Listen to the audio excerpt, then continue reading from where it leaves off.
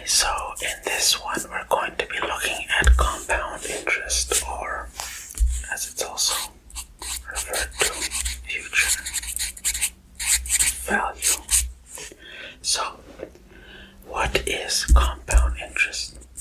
And unlike simple interest, which is just interest calculated on the principal amount, and that's what is kept the entire time, compound interest is interest that is added to the principal before the new interest is calculated again. So, say you have like a savings account with like $2,000 in it, and it pays like, say, 10%, which is imaginary because you never get that.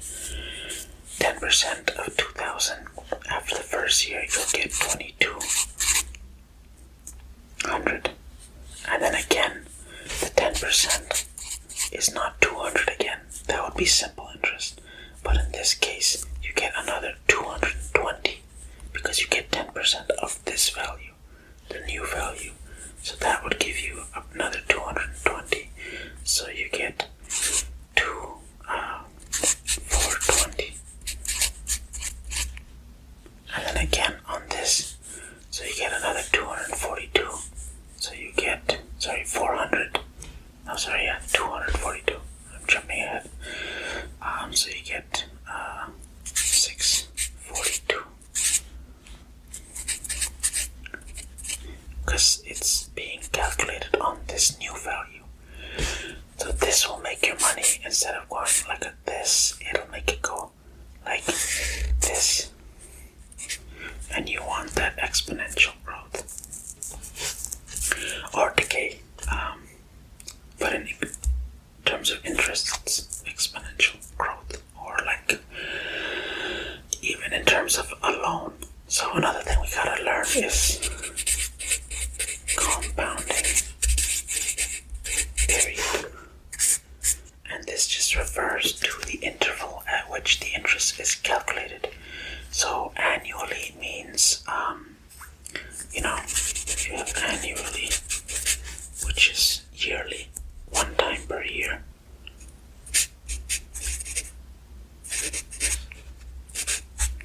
You have semi-annually, which is twice per year. You have quarterly,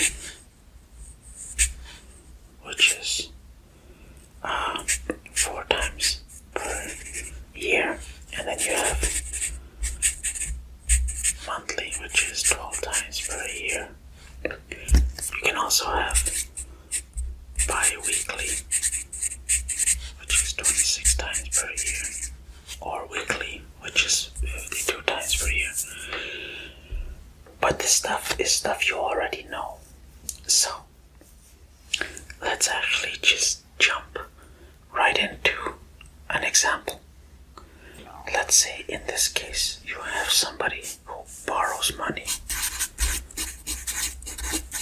That's usually where compounding comes in. Simple is when you are making the money, when you borrow the money and you have to pay it back. Banks usually like to do compounding interest,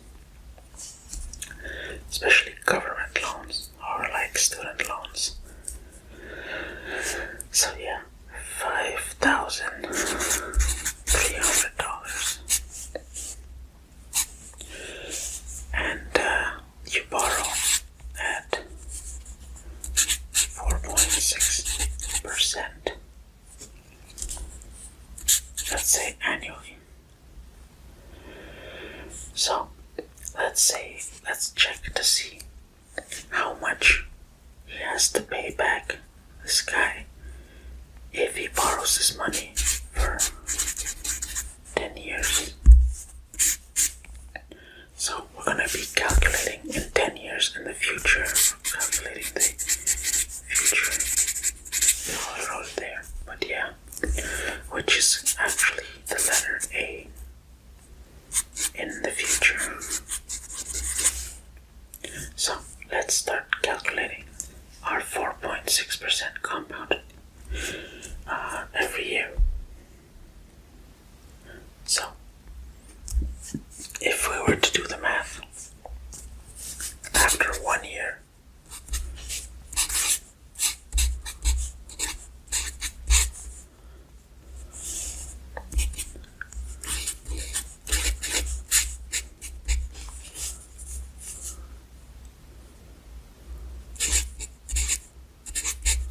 that's our interest rate R, and this is 1. After 1 year, you would have to owe back 5543.8. And if you do the same calculation again, now with this new principle, now we do the same formula, but now this is our new P. So we do 5543.80 1 plus 0.0.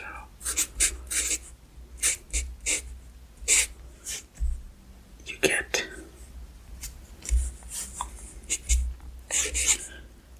5798.81. And if you do it again,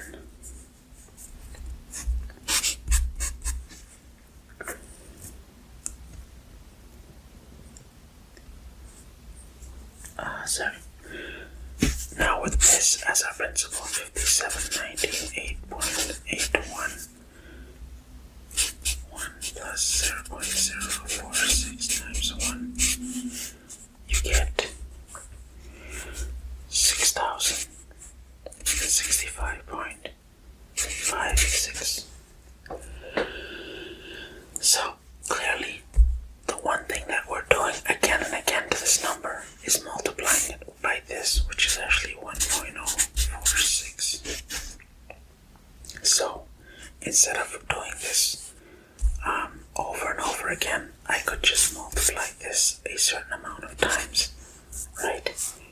Which actually is t.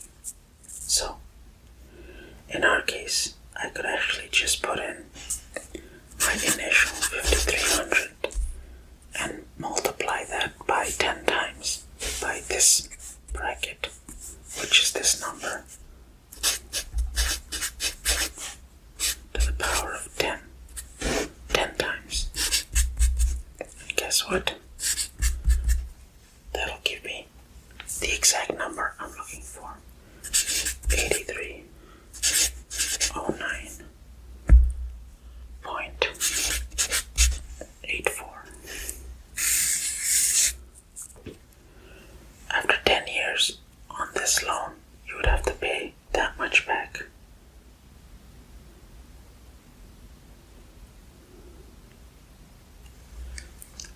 How about we look at the same one? Let's see.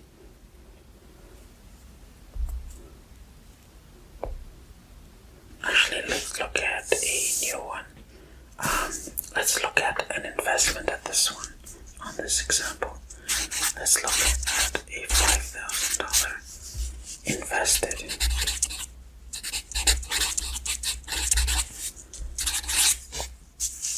We're going to invest at 4.8% compounded quarterly. So let's say that we have some parents who invest $5,000 into an account that pays 4.8% and is compounded quarterly. So at birth, this is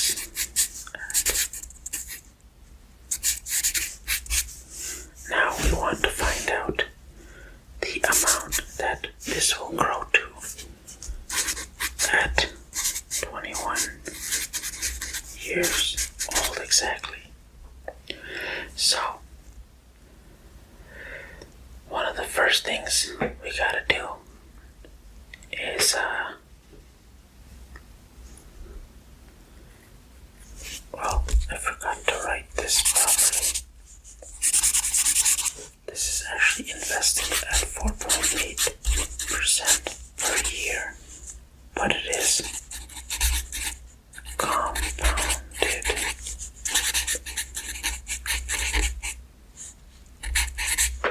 quarterly. So this 4.8% is actually for the whole year, but the compounding that happens quarterly, we actually have to divide by 4 because that means 4 times a year, so 4.8% over 4 is 1.2% per quarter. So every quarter it's going to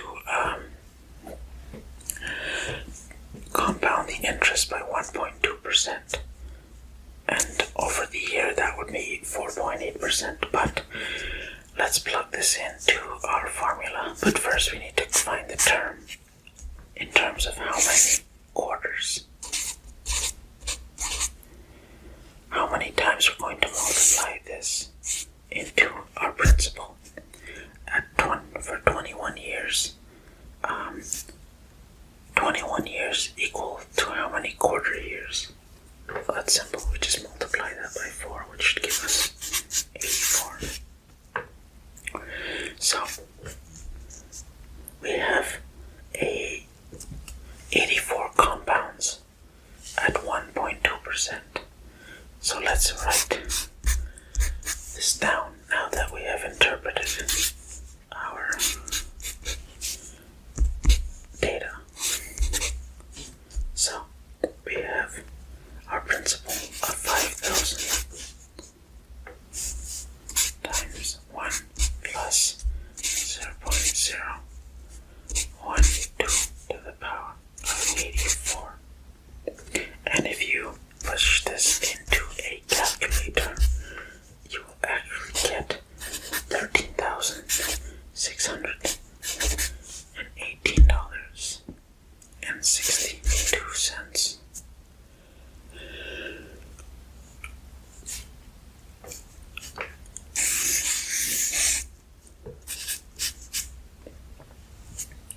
So, there you have it. Compounding interest. The basics, actually. So, take this and run with it, and make sure you get your best bang for buck when you're calculating your future value. So yeah, that is all for this video, and I shall see you in the next one.